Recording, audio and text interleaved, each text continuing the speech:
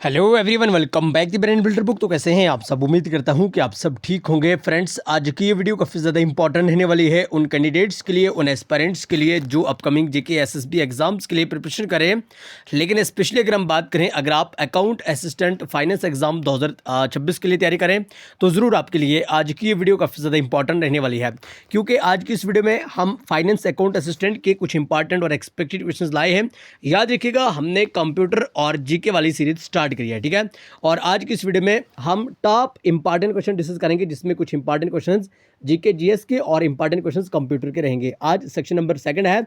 So video को start करेंगे, लेकिन इससे पहले कि अगर अभी तक आपने चैनल को सब्सक्राइब और वीडियो को लाइक नहीं करा है, जल्दी से फटाफट से कर लीजिएगा और साथ ही साथ बेल आइकन पे भी एक पैरा से क्लिक जरूर करेगा। और अगर अभी तक आप लोगों ने भाई फाइनेंस अकाउंट असिस्टेंट का व्हाट्सएप ग्रुप ज्वाइन नहीं करा है, जहां पे आपको प्रॉपरली वे में तैयारी करवाई जाती है, प्रॉपर स्ट्रेटेजी के साथ, प्रॉपर गाइडेंस के साथ और प्रॉपर वे में तैयारी करवाई जाती है, तो आप लोग व्हाट्सएप ग्रुप को ज्वाइन करने के लिए 9103742196 पे आप लोग मैसेज करके व्हाट्सएप ग्रुप में ऐड हो सकते हैं, जहां पे आपको फाइनेंस अकाउंट असिस्टेंट की प्रॉपर वे में तैयारी करवाई जाती है। घबराने की कोई भी बात नहीं, इसके लिए हमने कोई ढेर चार्ज नहीं रखा है। एक छोटा सा मिनिमम सा प्राइस रखा होगा, जिसको पे करने के बाद हर एक पूरे से पूरा स्टूडेंट पीडीएफ के लाभ उठा सकते हैं। ओके, तो रिसेंटली बहुत सारे पेपर हुए, लेकिन स्पेशली अगर हम बात करें जेके एसएसबी के पेपर्स में हमारी पीडीएफ से बहुत सारे क्वेश्चंस देखने को मिले। बहरहाल ज़्यादा बात नहीं करेंगे, आप लोग व्हाट्सएप ग्रुप को ज्वाइन करने के लिए इस नंबर पे जरूर मैसेज कर दीजिएगा। ओके, और डेली बेसिस पे फाइनेंस अकाउंट असिस्टेंट के फ्री वाले इंपॉर्टेंट क्वेश्चंस के लिए टेलीग्राम चैनल और व्हाट्सएप चैनल को जरूर ज्वाइन करेगा। लिंक दोनों के इसी वीडियो के डिस्क्रिप्शन में डाल दी है। बहरहाल, question number 1, which is the only active volcanic island in India. आपसे पूछा गया कि भाई इंडिया का ओनली एक्टिव वॉल्केनिक कौन सा है, जल्दी से बताइएगा। अगर आपको भी करेक्ट आंसर आता हो तो साथ साथ आप भी कमेंट बॉक्स में करेक्ट आंसर देते रहें। उससे यूँ होता है कि आपको अपनी प्रिपरेशन का कहीं ना कहीं पे आइडिया जरूर हो जाता है। Minicoy island, Amindivi island, Barren island और लेकाड्यू आइलैंड। तो करेक्ट आंसर भी यहाँ पे हो जाएगा option C, that is Barren island. Okay, so ध्यान में रखिएगा, ऑप्शन सी यहाँ पे करेक्ट आंसर हो जाएगा। बेरिन आइलैंड की बात करें, Barren island only active volcanic island माना जाता है, ठीक है, याद रखिएगा। नेक्स्ट क्वेश्चन की बात करें, question number 2, most important question, which of the following soil है ये, सोल नहीं है, ठीक है, टाइपिंग मिस्टेक कभी कभार हो जाता है, अभी हम करेक्ट कर देते हैं। क्योंकि देखिए, हमारा मानना यूँ है कि जो भी चीज़ आप लोगों को सही करनी हो, ठीक है, चाहे वो खुद का कोई भी सिस्टम हो या कुछ भी आपको करेक्ट करना हो या कोई भी आपको काम करना हो, तो जस्ट उस पर एक्शन लिया करें, ठीक है। उसी टाइम अगर आप सोचोगे इसके बाद करूंगा, लेक्चर खत्म होने के बाद करूंगा या कल करूंगा, परसों करूंगा, तो वो वैसा वैसा ही रह जाता है, ठीक है। इसलिए जो भी काम करना है तो जस्ट उसी टाइम आपको एक्शन लेना पड़ता है। Which of the following soils is suitable for saffron cultivation in the Jammu and Kashmir region. In short अगर हम बात करें तो आपसे पूछा गया है कि भाई सेफ्रॉन की कल्टिवेशन के लिए कौन सी साइल बेस्ट रहती है, जल्दी से बताएगा। जम्मू एंड कश्मीर रीजन में गरूटी साइल, कारीवा साइल, नंबल साइल या टांड साइल। और याद रखिएगा, ये क्वेश्चंस आपके फाइनेंस अकाउंट असिस्टेंट के पिछली बार के पेपर में पूछा जा चुका है। ओके, सेम यही क्वेश्चंस। तो करेक्ट आंसर यहाँ पे हो जाएगा ऑप्शन बी, दैट इज कारीवा साइल, याद रखिएगा, ठीक है। और शायद ही जेके एसएसबी का कोई ऐसा एग्जाम हो जहां आपको सैफरान से क्वेश्चंस ना देखने को मिले, अदरवाइज हर एक एग्जाम में आपको क्वेश्चंस देखने को मिलता ही है इस यहाँ से, ठीक है। तो सैफरान के रिलेटेड याद रखिएगा, कारीवा साइल। ओके, 2020 में सैफरान को जीआई टैग मिला, कब मिला? 2020 में। ओके, एक दो और पॉइंट सैफरान के रिलेटेड आप लोग जरूर याद रखिएगा। सैफरान की बात करें तो भाई इसकी जो कल्टीवेशन रहती है ना, कल्टीवेशन को कहा जाता है गोल्ड जिस्ट। अगर आप लोग नोट्स बना रहे हो तो ये सारे के सारे पॉइंट्स अपने नोट्स में ऐड कर लीजिएगा, अदरवाइज पीडीएफ परचेज करने के लिए हमें व्हाट्सअप जरूर करिएगा। ओके, तो गोल्ड जिस्ट कहा जाता है सैफरान की कल्टीवेशन को। ओके, इसकी जो साइल रहती है, साइल के लिए बेस्ट ये रहती है करीवा साइल, ठीक है, कल्टीवेशन के लिए। ओके, और अगर हम बात करें ना, सैफरन टोन ऑफ इंडिया किसे कहा जाता है? पामपुर को। किसे कहा जाता है? पामपुर को कहा जाता है सैफरन टोन इन इंडिया। और पामपुर के बाद दूसरे नंबर पे कौन सी प्लेस आता है? किश्तवाड़, जम्मू एंड कश्मीर का किश्तवाड़ में सबसे ज़्यादा सैफरन की कल्टीवेशन करी जाती है। ओके, अच्छा, 2020 में इसे जीआई टैग मिला, कब मिला? 2020 में सैफरन का जीआई टैग मिला। अच्छा, लोकली इसे क्या कहा जाता है? कोंग। कोंग। ईरान में इसे क्या कहा जाता है? इन ईरान, इन ईरान यहां पे लिख देते हैं, ठीक है, इन ईरान सैफरन को कहा जाता है सारगोल। ओके, याद रखिएगा। और इसे वुदार भी कहा जाता है लोकली, वुदार, ठीक है, याद रखिएगा। बहरहाल ये सारे के सारे इंपॉर्टेंट पॉइंट्स सैफरान के रिलेटेड रहते हैं जो आपको ज़रूर याद रखने होंगे, क्योंकि ये आपको एग्जाम में इंशाल्लाह ज़रूर काम आएंगे। क्योंकि आप सभी कैंडिडेट जानते होंगे हमारे इस चैनल पे आपको वही वाला कंटेंट, वही वाले क्वेश्चंस, वही वाले टॉपिक्स देखने को मिलते हैं जो एक्सपेक्टेड और एग्जाम ओरिएंटेड हो, ठीक है। और शायद हमारे चैनल की मेन क्वालिटी भी यही है, और शायद इसी का मेन कारण है कि भाई एक साल के अंदर हमारे इस चैनल पे 66,000 सब्सक्राइबर्स की फैमिली कंप्लीट हो चुकी है आप सभी कैंडिडेट्स की डिमांड पे, सॉरी आप सभी कैंडिडेट्स की स्पोर्ट्स पे। ओके, अच्छा हम बात कर रहे थे question number 3, which of the following are the tributaries of the Brahmaputra river. तो जल्दी से बताइएगा भाई दिए गए ऑप्शंस के अकॉर्डिंग कौन सी ब्रह्मपुत्रा रिवर की ट्रिब्यूटरी है, ठीक है। सुबनसिरी, मानस, लोहित, सन और तिस्ता। जल्दी से बताइएगा, यहाँ से आपको चूज करना होगा। और जेके एसएसबी का जो रिसेंटली पैटर्न है ना, वो इसी पैटर्न पे चल रहा है जेके एसएसबी, ठीक है। तो करेक्ट आंसर भी यहाँ पे हो जाएगा ऑप्शन सी। ओके, याद रखिएगा अगर हम सन की बात करें ना, सन किसकी ट्रिब्यूटरी है, गंगा रिवर की। ओके, गंगा रिवर की ट्रिब्यूटरी मानी जाती है सन। और गंगा रिवर की बात करें ना, गंगा रिवर का ओरिजिन कहां से होता है, Gangotri glacier, Gangotri glacier of Uttarakhand से, ठीक है। गंगोत्री ग्लेशियर उत्तराखंड से गंगा रिवर का ओरिजिन होता है, ठीक है, याद रखिएगा। और फिलहाल के लिए अगर हम बात करें तो ऑप्शन सी, यानी सबनसरी, मानिस, लोहित और तिस्ता, ये जो चार की चार इंपॉर्टेंट ट्रिब्यूटरीज हैं, ये ब्रह्मपुत्रा रिवर की ट्रिब्यूटरी ही मानी जाती है, ठीक है। आइए भाई नेक्स्ट क्वेश्चन की बात करें, question number 4, most important question. What is the total grass budget outlay for Jammu and Kashmir for the financial year 2026-27। और ये कहीं ना कहीं करंट अफेयर के रिलेटेड है। ओके, जल्दी से बताइएगा भाई। तो करेक्ट आंसर यहाँ पे हो जाएगा ऑप्शन सी। ओके, याद रखिएगा ऑप्शन सी यहाँ पे करेक्ट आंसर हो जाएगा। नेक्स्ट क्वेश्चन की बात करें, question number 5, which lake often affected by the Jhelum flow is known to have an island called Zainalank built by king Zainul Abidin. Most important question मैं इससे कहूँगा। ओके, जेके एसएसबी का फेवरेट क्वेश्चन। इन शॉर्ट अगर हम बात करें, क्योंकि देखिए हमारे जो पढ़ाने का मेन तरीका ना, वो ये है कि हम हर एक क्वेश्चन को बड़े सिंपल, सादा, सहल, आम और फेम सी लैंग्वेज में समझाने की कोशिश करते हैं ताकि कैंडिडेट्स को अच्छे से समझ आ जाए। ओके, तो हम बात कर रहे थे यहाँ पे, आपसे पूछा गया कि भाई वो कौन सी लेक है, ठीक है, वो कौन सी लेक है जो अफेक्ट होती है झेलम रिवर को फ्लो होने से, ठीक है। और साथ ही साथ आपको ये भी बताया गया है जो लेक है उस लेक पे एक इम्पॉर्टेंट आइलैंड भी है जिसे हम जेनालंक कहते हैं। और ये भी साथ ही साथ आप लोगों को बताया हुआ है कि जो जेनालंक है वो जेनुल आबिदीन के द्वारा कंस्ट्रक्ट करा गया है, ये आपसे यहाँ पे बताया गया। फिलहाल के लिए क्वेश्चन से ही आपको 3 से 4 पॉइंट्स यहाँ पे याद रखने होंगे। पहला पॉइंट कि भाई जो झेलम रिवर है, ठीक है, वो अफेक्ट करता है कौन सी लेक को, ठीक है। दूसरा पॉइंट आपको याद रखना है कि भाई जो ये लेक है, इसी लेक पे एक आइलैंड है जेनालंक, ये भी आपको याद रखना है। देन उसके बाद ये भी याद रखना है कि जेनालंक को किनके द्वारा कंस्ट्रक्ट करा गया, यानी किंग जेनुल आबिदीन के द्वारा, ठीक है। ये सारे के सारे इंपॉर्टेंट क्वेश्चन है। Dal lake, Wular lake, Manasbal lake और मानसर लेक। तो करेक्ट आंसर यहाँ पे हो जाएगा option B, that is Wular lake. Okay, याद रखिएगा वुलर लेक को महापद्मासर भी कहा जाता है, महापद्मासर, वुलर लेक को महापद्मासर भी कहा जाता है। ओके, और वुलर लेक की बात करें, इसी पे जेनुल आबिदीन के द्वारा कंस्ट्रक्ट करा गया जेनालंक को, जो कि एक आइलैंड है। ओके, और वुलर लेक की बात करें ना, इसका जो वाटर है वो मेन सोर्स माना जाता है कौन से रिवर का, झेलम रिवर का। कौन से रिवर का, झेलम रिवर का। अब झेलम रिवर पे 2 इंपॉर्टेंट डैम हैं जो जेके एसएसबी के फेवरेट बन चुकी है और बहुत बार पूछा जाता है। एक अपना उड़ी डैम, देन उसके बाद मोहरा डैम। और अगर आपसे पूछा जाता है ये क्वेश्चन, ठीक है, कि भाई जम्मू एंड कश्मीर की सबसे ओल्डेस्ट डैम कौन सी, तो आपको कहना होगा मोहरा डैम, जो कि किस पे है, झेलम रिवर पे। अब झेलम रिवर का ओरिजिन कहाँ से होता है, देखिए प्रीवियस ईयर पेपर लगा रहे हैं ना, तो प्रीवियस ईयर पेपर लगाने का मेन मकसद यही रहता है, मेन एम यही रहता है कि भाई जो भी क्वेश्चंस आप डिस्कस करें उसके ऑप्शंस के रिलेटेड बेस्ट एक्सप्लेनेशन स्टूडेंट्स को प्रोवाइड करें, साथ ही साथ ऑप्शंस के और क्वेश्चंस के रिलेटेड जो भी इंपॉर्टेंट पॉइंट्स वो सारे के सारे ध्यान में रखें, ठीक है। तो वुलर लेक का ओरिजिन होता है अनंतनाग के वेरीनाग स्प्रिंग से, ठीक है, वेरीनाग स्प्रिंग ऑफ अनंतनाग से झेलम रिवर का ओरिजिन होता है, ठीक है। ये पॉइंट्स भी आपको याद रखने होंगे। अच्छा, झेलम रिवर के मैनुअली 3 नाम रहते हैं। कितने नाम रहते हैं, 3 नाम। पहला वैथ, वैथ कहा जाता है कश्मीरी में, ग्रीक में इसे कहा जाता है हाइदापाथ। ओके, हाइदा पाथ कह लीजिए या हाइदा पैस कह लीजिए, ग्रीक में कहा जाता है। और जो तीसरा नाम है इसका वो आपको कमेंट बॉक्स में जल्दी से बताना होगा, क्योंकि हर एक वीडियो, हर एक लेक्चर, हर एक सीरीज में 2 या 3 क्वेश्चन का होमवर्क जरूर रहता है, जिसका आंसर आपको कमेंट बॉक्स में बताना होगा। और झेलम रिवर की बात करें ना, तो जो झेलम रिवर है ये किसकी ट्रिब्यूटरी है? इंडस रिवर की। किसकी ट्रिब्यूटरी है? ये इंडस रिवर की इंपॉर्टेंट ट्रिब्यूटरी मानी जाती है। अच्छा, मैनुअली होता ही है कि भाई जो इंडस रिवर है ना, मैनुअली होता ही है कि जो इंडस रिवर है, इंडस रिवर की इंपॉर्टेंट 5 ट्रिब्यूटरी मानी जाती है, जिसमें लार्जेस्ट ट्रिब्यूटरी चनाब रिवर को कंसीडर करा गया है।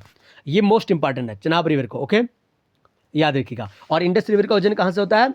मानसरोवर लेक से। कहाँ से? मानसरोवर लेक से। मानसरोवर लेक तिब्बत से, ओके, याद रखिएगा।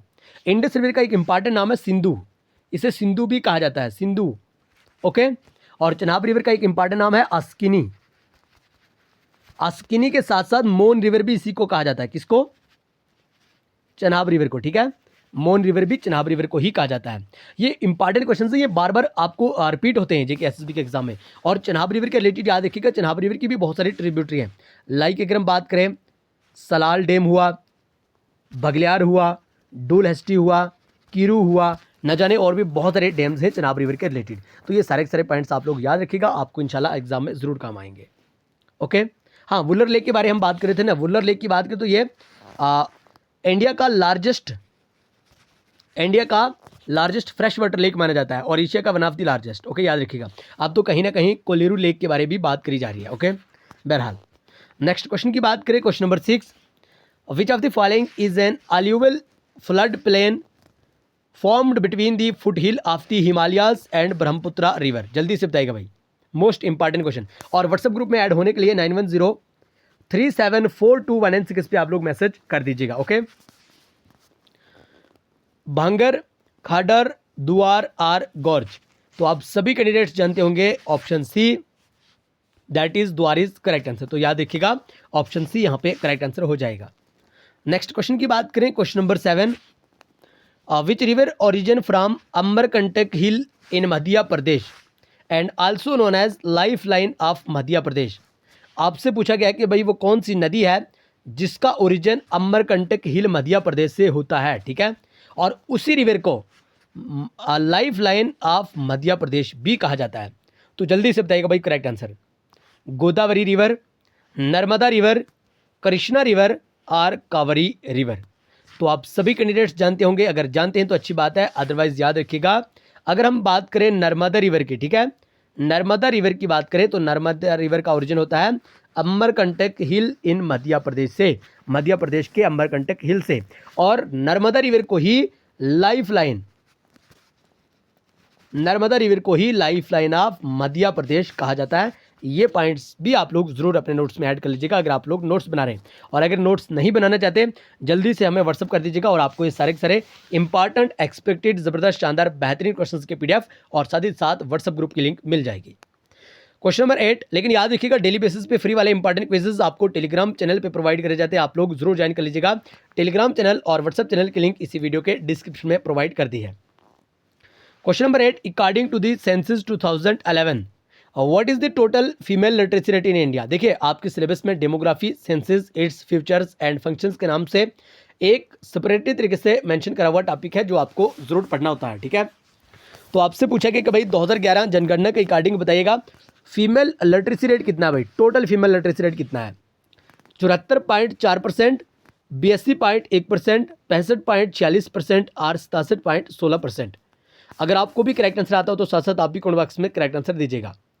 बहरहाल करेक्ट आंसर यहाँ पे हो जाएगा ऑप्शन सी, दैट इज 65.46%। तो याद रखिएगा अगर हम बात करें ना फीमेल लिटरेसी रेट की, ठीक है, फीमेल लिटरेसी रेट है 65.46%, ओके। और मेल की बात करें, ये याद रखिएगा, ये आप अपने नोट्स में ऐड कर लीजिएगा भाई, मेहनत तो करनी ही पड़ती है, ठीक है, मेहनत तो करनी ही पड़ती है, जॉब लेनी है तो मेहनत तो करनी ही पड़ेगी, ठीक है। अच्छा, फीमेल का याद रखिएगा 65.46% और ये क्वेश्चन पूछा जाता है। और अगर हम मेल की बात करें ना, ठीक है, मेल की बात करें तो 82.1% यानी 82.01% मेल का, ओके, मेल का लिटरेसी रेट। और ओवरऑल की बात करें ना, ठीक है, ओवरऑल कितना है? और ये जो ओवरऑल है ना, ये आपको पिछली बार फाइनेंस अकाउंट असिस्टेंट के पेपर में पूछा भी जा चुका है। ओवरऑल की बात करें तो 74.4%। और जो ये आप हमने ऑप्शन में लिखा है ना 67.16%, तो ये जम्मू एंड कश्मीर का है, ठीक है, याद रखिएगा। जम्मू एंड कश्मीर का जो 2011 सेंसस के डेटा के अकॉर्डिंग ओवरऑल लिटरेसी रेट था वो 67.16% था। और ये क्वेश्चंस आपके आई थिंक या तो पटवारी और या VLW के पेपर में पूछा भी जा चुका है। अभी हमें इतना याद नहीं है, लेकिन इतना कंफर्म है कि एग्जैक्ट इन दोनों एग्जाम में से एक एग्जाम में पूछा जा चुका है। ये जो भी हमने यहाँ पे पॉइंट्स लिखे ना, ये आपके एग्जाम के लिए बहुत ज़्यादा इंपॉर्टेंट है, ठीक है, क्योंकि यहाँ से आपको क्वेश्चंस एग्जाम में पूछे जाते हैं। बहरहाल नेक्स्ट क्वेश्चन की बात करें, अब बहुत सारे कैंडिडेट्स यहाँ पे कहेंगे कि सर आप फालतू की बातें करें, लेकिन ये उन कैंडिडेट्स को पता रहता है जो एक आधे पॉइंट से रह जाते हैं। बहुत सारे कैंडिडेट्स ऐसे होते हैं और यहाँ पे बहुत सारे कैंडिडेट्स अभी हमारे वीडियो ऐसे कैंडिडेट्स देख रहे हैं जो 1 या 2 या 3 मार्क्स से पिछली बार भी फाइनेंस अकाउंट असिस्टेंट में सेलेक्ट नहीं हो पाए। ओके, इसलिए हमें ये सारे पॉइंट्स बताने पड़ते हैं। अगर आप लोगों को लेक्चर बोरिंग लग रहा है तो आप स्किप कर दीजिएगा, है ना। विच एमोंग, ये क्या लिखा है भाई यहाँ पे, who among the, typing mistake हो जाता है ना कभी कभार। Who among the following constructed the Ramnagar fort located in Udhampur. फिलहाल के लिए इतना तो याद रखिएगा, जो रामनगर फोर्ट है वो कहाँ पे है, उधमपुर में। कहाँ पे है रामनगर फोर्ट, उधमपुर में। लेकिन आपसे पूछा गया है कि रामनगर फोर्ट किन के द्वारा कंस्ट्रक्ट करा गया, राजा सुचेत सिंह, राजा मोती सिंह, राजा अब्दुल रज़ाक खान और राजा आलम सिंह। तो करेक्ट आंसर यहाँ पे हो जाएगा ऑप्शन ए, दैट इज राजा सुचेत सिंह। याद रखिएगा रामनगर फोर्ट कहाँ पे है, उधमपुर में है और राजा सुचेत सिंह के द्वारा बनाया गया। अच्छा, राजा आलम सिंह के द्वारा बनाया गया अखनूर फोर्ट। अखनूर फोर्ट राजा आलम सिंह के द्वारा बनाया गया और ये कंस्ट्रक्ट करा गया राजा तेग सिंह के द्वारा। राजा तेग सिंह के द्वारा, ये भी याद रखिएगा, पूछे जाते हैं क्वेश्चन। एक और इंपॉर्टेंट फोर्ट रहता है डन्नीधार फोर्ट। डन्नीधार फोर्ट की बात करें ना, इसे राजौरी फोर्ट भी कहा जाता है और ये मियां हाथू के द्वारा बिल्ड करा गया। हालांकि हमने ये सारे के आपको ऑलरेडी पढ़ाए हुए हैं, लेकिन एक बार याद रखते जाइए। ओके, आइए भाई नेक्स्ट क्वेश्चन, क्वेश्चन नंबर 10। और राजा अब्दुल रज़ाक खान के द्वारा पुंछ फोर्ट बनाया गया, ठीक है, कौन सा, पुंछ फोर्ट, राजा अब्दुल रज़ाक खान के द्वारा, याद रखिएगा। अच्छा, what is the IUCN status of markhor. जल्दी से बताइएगा भाई, मारखोर का IUCN स्टेटस क्या है, मोस्ट इंपॉर्टेंट क्वेश्चन। और फ्लोरा एंड फना वाला जो टॉपिक रहता है ना, ठीक है, जम्मू एंड कश्मीर का, वहीं से ये क्वेश्चन है। Endangered, critically endangered, vulnerable or none of this. और JKSSB का जो रिसेंटली पैटर्न है, हर एक आप कोई भी पेपर उठा लीजिएगा, ठीक है, हर एक पेपर में आपको यहाँ से क्वेश्चन देखने को मिल रहा है। तो मारखोर की बात करें ना, मारखोर का क्रिटिकली इंडेंजर्ड स्टेटस है, ठीक है, IUCN स्टेटस की बात करें, क्रिटिकली इंडेंजर्ड स्टेटस है। ओके, अब हम कुछ इंपॉर्टेंट कंप्यूटर के क्वेश्चन डिस्कस करेंगे जो कि आपके एग्जाम के लिए बहुत ज़्यादा इंपॉर्टेंट, ज़बरदस्त, शानदार, बेहतरीन रहेंगे, क्योंकि आज हमारा लेक्चर नंबर 2 है अकाउंट असिस्टेंट एग्जाम के रिलेटेड GK एंड कंप्यूटर वाला, ठीक है। लेकिन आप लोग व्हाट्सएप ग्रुप में ऐड नहीं है तो जल्दी से 9103742996 पे आप लोग मैसेज करके व्हाट्सएप ग्रुप में ऐड हो सकते हैं, जहां पे आपको अकाउंट असिस्टेंट फाइनेंस के रिलेटेड पूरी की पूरी तैयारी ज़बरदस्त, शानदार, बेहतरीन अंदाज में करवाई जाती है। Question number 11, memory which forget everything when you switch off the power is known as. और ये क्वेश्चन इसी के रिलेटेड, सेम ये वाला तो नहीं था, लेकिन इसी कंसेप्ट पे, इसी बेस्ड पे आपको वेबसाइट ऑपरेटर का जो पेपर हुआ था ना, यानी 7 से 8 दिन पहले, है ना, उसमें भी पूछा गया था। ऐसी मेमोरी बताइएगा जब पावर स्विच हो जाती है तो उस टाइम वो सारा सारा फॉरगेट कर देती है। Corrupted memory, volatile memory, non volatile memory और नॉन करप्टेड मेमोरी। तो करेक्ट आंसर यहाँ पे हो जाएगा option B, that is volatile memory, याद रखिएगा। ओके, यानी वॉलेटाइल मेमोरी को हम रैम भी कह सकते हैं, रैम की बात करें, रैम क्या है, रैंडम एक्सेस मेमोरी, याद रखिएगा भाई, ये आपको पूछा जाता है, ये क्वेश्चंस पूछे जाते हैं। ये बातें आपको हमारी उस टाइम याद आएंगी जब आप एग्जाम हॉल में बैठे होंगे, आपके सामने OMR शीट होगा और आपको इस टाइप के क्वेश्चंस वहाँ पे पूछे जाएंगे, random access memory. Okay, random access memory की बात करें ना, ये वॉलेटाइल मेमोरी है, इसे हम अरेजेबल मेमोरी भी कह सकते हैं, और नॉन परमानेंट भी कह सकते हैं, याद रखिएगा, और टेम्परेरी भी कह सकते हैं हम इसे। ये सारे के सारे नाम इसी के हैं। और ये प्राइमरी मेमोरी भी यही है। ये लिख लीजिएगा भाई, अपने नोट्स में लिख लीजिएगा। ये जो भी लेक्चर हम यहाँ पे लाते हैं ना, वो एक्सपेक्टेड रहता है और क्वालिटी कंटेंट के साथ रहता है, और बड़ी मेहनत, हमारी भी बड़ी मेहनत लगती है, ठीक है। फास्टिंग से हैं हम, ठीक है, हमें रोज़ा है और तो भी हम आप लोगों के लिए इतनी मेहनत करें, तो अगर आप लोग तो भी चैनल को सब्सक्राइब और वीडियो को लाइक नहीं करेंगे तो कहीं ना कहीं वही ईगो वाली बात हो जाती है ना। तो फिलहाल के लिए रैम के रिलेटेड आप इतना याद रखिएगा, रैम की बात करें, जब पावर स्विच हो जाती है और आप अपने सिस्टम पे कोई भी काम करें, उस टाइम जो भी डेटा होता है वो सारा का सारा लॉस्ट हो जाता है, खो जाता है, गुम हो जाता है, रब हो जाता है, मिट जाता है, अरेज हो जाता है ना। ओके, तो हम बात करते हैं रैम की। रैंडम एक्सेस मेमोरी इसकी एब्रीवेशन है। इसे नॉन परमानेंट मेमोरी भी कहा जाता है, इसे टेम्परेरी मेमोरी भी कहा जाता है, इसे इरेजेबल मेमोरी भी कहा जाता है, इसे प्राइमरी मेमोरी भी कहा जाता है और इसे वॉलेटाइल मेमोरी भी कहा जाता है। तो फिलहाल के लिए ये सारे के सारे पॉइंट्स आप अपने नोट्स में ऐड कर लीजिएगा। ओके, अगर आप लोगों को लेक्चर बोरिंग लग रहा है ना तो यहीं से स्किप कर दीजिएगा। हम सिर्फ उन कैंडिडेट्स के लिए यहाँ पे मेहनत करवाते हैं और मेहनत खुद भी करते हैं जो सीरियस कैंडिडेट रहते हैं, है ना। अच्छा, रैम का तो आपने याद रखा, क्योंकि भाई देखिए आप लोग हर एक चैनल पे देखते हैं, आपको क्वेश्चंस देखे जा रहे हैं, आप क्वेश्चंस देखे जा रहे हैं और कहीं ना कहीं मेहनत नहीं कर रहे हैं ना। इसलिए जो भी पॉइंट्स रहते हैं ना, हर एक क्वेश्चंस का जो भी देखिए प्रीवियस ईयर पेपर लगाने का मेन मकसद ही यही रहता है कि जो भी चीज़ें ऑप्शंस के रिलेटेड हो, जो भी क्वेश्चंस के रिलेटेड पॉइंट्स हो वो आपको याद करने होंगे। अच्छा, वॉलेटाइल की तो हमने बात कर ली, लेकिन अगर आपको वॉलेटाइल ना पूछा जाए और नॉन वॉलेटाइल पूछा जाए तो नॉन वॉलेटाइल पूछा जाए तो क्या बनेगा। अच्छा, नॉन वॉलेटाइल के रिलेटेड याद रखिएगा, नॉन वॉलेटाइल की एग्जांपल क्या है, रोम। रोम की बात करें ना, रोम एक नॉन वॉलेटाइल मेमोरी है। अब ये नॉन वॉलेटाइल मेमोरी क्या आती है, फिलहाल के लिए रोम की आप लोग एब्रीविएशन याद रखिएगा, read only memory, read only memory, ठीक है, याद रखिएगा। हम बात करें फिर रोम की, ठीक है, तो रोम की जो एब्रीविएशन है रीड ओनली मेमोरी आप लोग लिख लीजिएगा और इसी को नॉन वॉलेटाइल मेमोरी भी कहा जाता है। और रोम की बात करें ना, रोम को आप लोग परमानेंट मेमोरी कह सकते हैं, ठीक है, परमानेंट मेमोरी, क्योंकि जो रोम है, रोम एक परमानेंट मेमोरी मानी जाती है। ओके, और ये नॉन इरेजेबल मेमोरी भी आप कह सकते हैं इसके। यानी मान लीजिए जब आप अपने सिस्टम पे काम करें, लैपटॉप या कंप्यूटर पे काम करें और उस टाइम किसी भी कंडीशन में जो पावर है वो स्विच हो जाती है, तो उस कंडीशन में जो भी डेटा है वो रब नहीं होगा, वो अरेज नहीं होगा। तो जाके अगर हम रोम की बात करें तो रोम को नॉन इरेजेबल मेमोरी भी कहा जाता है, नॉन वॉलेटाइल मेमोरी भी कहते हैं और परमानेंट मेमोरी भी इसी को कहा जाता है। तो ये कुछ इंपॉर्टेंट पॉइंट्स आपको रोम के रिलेटेड जरूर याद रखने होंगे। ओके, नेक्स्ट क्वेश्चन की बात करें, question number 12, how are data organised in a spreadsheet. अब आपसे पूछा गया कि भाई स्प्रेडशीट में डेटा किस तरह से ऑर्गेनाइज होता है, lines and spaces, layers and planes, height and width, और रोज एंड कॉलम। बड़ा बेसिक सा क्वेश्चन है और काफ़ी ज़्यादा इंपॉर्टेंट क्वेश्चन है। करेक्ट आंसर यहाँ पे हो जाएगा option D, that is rows and columns. Okay, तो याद रखिएगा रोज और कॉलम यहाँ पे करेक्ट आंसर हो जाएगा और ये स्प्रेडशीट के रिलेटेड है, ठीक है। नेक्स्ट क्वेश्चन की बात करें, question number 13, a fault in a computer which prevents it from working correctly is known as boot, bug, बिफ और स्ट्रैप। और ये क्वेश्चंस काफ़ी ज़्यादा इंपॉर्टेंट है, जेके एसएसबी के द्वारा अभी तक बहुत बार पूछा जा चुका है।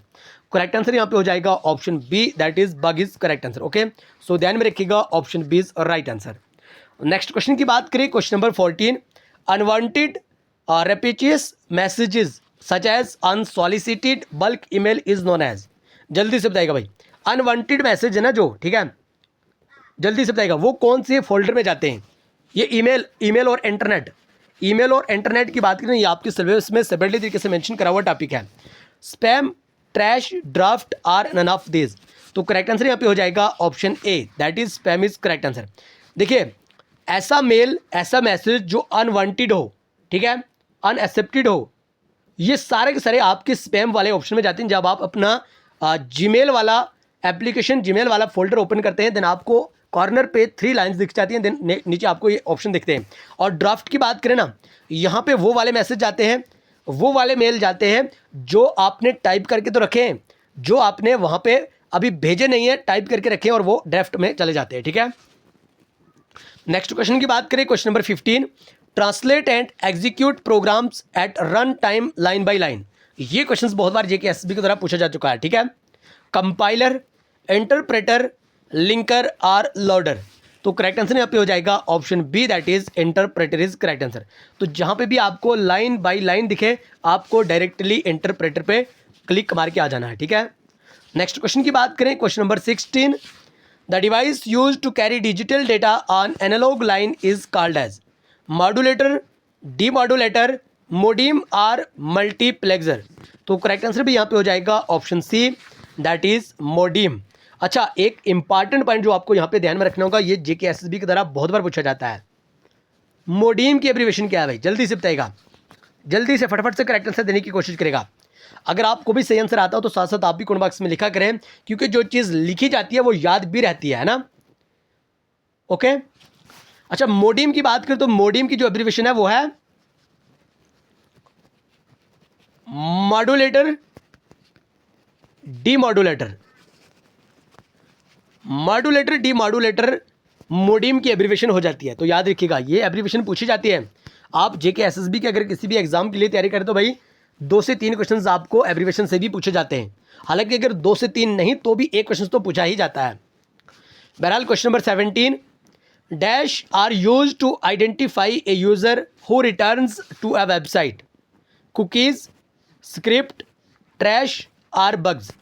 तो करेक्ट आंसर यहाँ पे हो जाएगा option A, that is cookies. Okay, जब देखिए आप किसी भी साइट पे जाके ना आप कुछ भी वहाँ पे काम करें या आप कोई फॉर्म अप्लाई करें तो वहाँ पे भी आपको एक बक्सा दिखता है ना। मान लीजिएगा जेकेएसएसबी का आप कोई भी फॉर्म अप्लाई करें ना, आपको एक वहाँ पे बक्सा दिखेगा जिस पे आपको टिक करना होता है ना। वो क्यों करना होता है, उसी को हम कुकीज़ कहते हैं। वो आपको यूज़र को आइडेंटिफाई करने के लिए वो करवाया जाता है ना।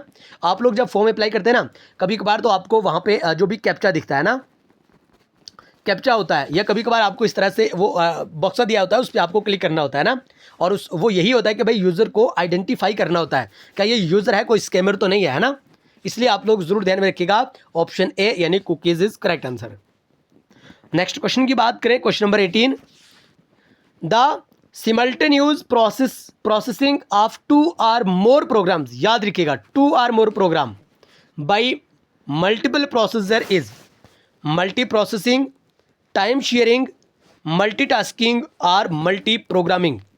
जेकेएसएसबी का फेवरेट क्वेश्चन भाई। करेक्ट आंसर यहाँ पे हो जाएगा option D, that is multi programming. Okay, so ध्यान में रखिएगा, ऑप्शन डी यहाँ पे करेक्ट आंसर हो जाएगा।